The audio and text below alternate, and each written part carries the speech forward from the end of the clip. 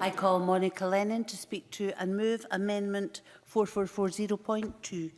Up to 7 minutes, please. Thank you, Presiding Officer. It's an honour to be opening this debate on behalf of Scottish Labour and to speak to the amendment in my name.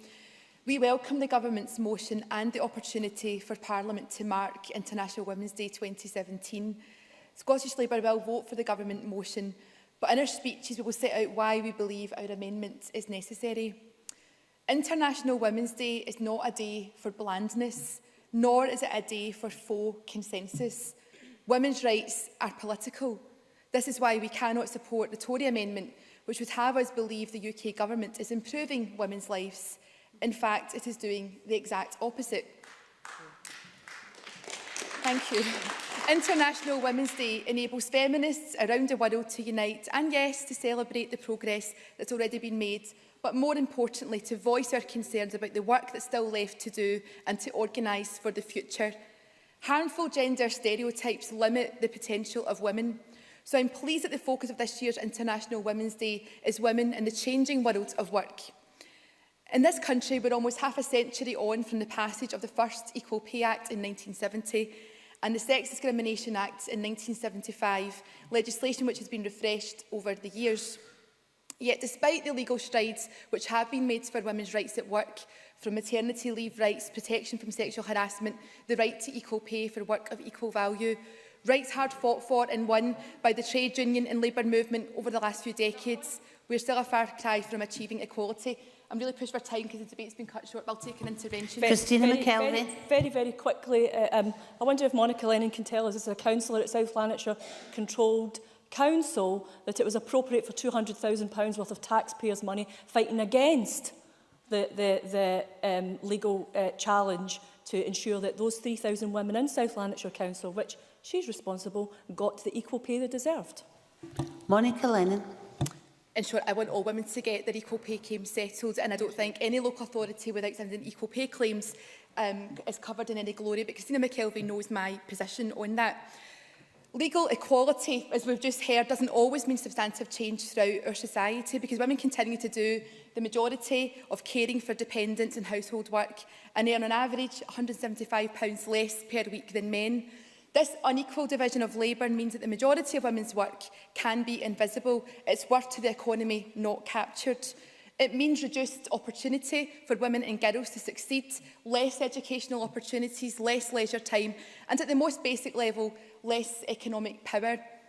So we must challenge these stereotypes from the ground up, ensuring that harmful ideas about differences between boys and girls are challenged at the earliest stages. That is how real change will be achieved in the long term. Last year, the EIS launched Get It Right for Girls. If acted upon, this guidance is an important step forward in how we as a nation can start to tackle misogynistic attitudes among children and young people. Misogyny and outdated ideas about what a woman's role should be has no place in 21st century Scotland, and tackling this must begin in childhood. Because it is the prevalence of these misogynistic ideas throughout our society, which means women, for the most part, are locked out of leadership. The Sex and Power report by Engender, which made the front page of the Sunday Herald at the weekend, revealed that non-disabled white men hold the majority of power in Scotland, taking up 73% of the leadership roles in Scotland, right across politics, the media, sport and business. For those of us in the chamber who are well versed in the unfairness of gender representation, these figures won't come as a surprise, but it should make us more determined than ever to make a meaningful change. Because the over-representation of white men in Scotland's positions of power is completely unacceptable.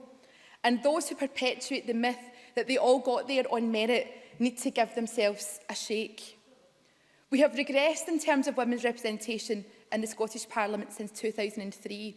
And despite having female leaders of the main three parties, female MSPs in this place make up only 35% of members. And it's unacceptable that in the history of the Scottish Parliament since 1999, there has never been a single BME woman MSP. It's ridiculous that women make up less than a quarter of councillors in local authorities that control billions of pounds of public money. That might go some way to explaining the problems we've had around equal pay. Women are underrepresented at almost every level of power in Scotland. In locking out the experience and talent of 52% of the population, we are putting limits on Scotland's potential. So I don't believe we should ever be accepting of a situation that will see gender equality continue to move at a glacial pace. That is why on these benches, we passionately support the Women 50-50 campaign and their evidence-based calls for legislative gender quotas, because quotas work. Quotas are not about promoting people who are not qualified. Far from it. They're about ensuring those who deserve to be there have an equal chance to take their rightful place. And women's representation does matter, for when women are left out of the decision-making process, our needs are too easily ignored. It's why 86% of the cuts to social security between 2010 and 2020, proposed by the Conservative government, will have come from women's incomes. It's why £1.5 million has been cut from maternity benefits. And it's why persistent issues about women's health, such as period poverty, continue to be left off of the agenda.